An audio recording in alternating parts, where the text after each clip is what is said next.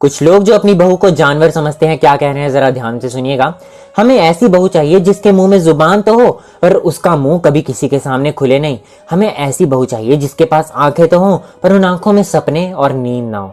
हमें ऐसी बहू चाहिए जिसके पास कान तो हो पर उन कानों में सारी गालियां और ताने सुनने की शक्ति भी हो।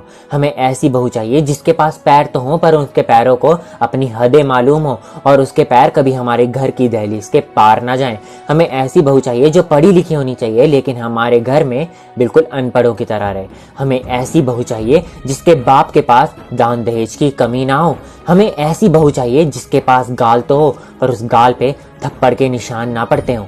आखिर क्यों कुछ लोग अपनी बहू को दासी और नौकरानी समझते हैं? एक बात याद रखना, आपकी बहू किसी की बेटी है और आपकी बेटी किसी की बहू है। जो आप आपकी बहू के साथ करेंगे वो आपकी बेटी को सूद समेत वापस मिलेगा। आगे तो आप समझदार हैं।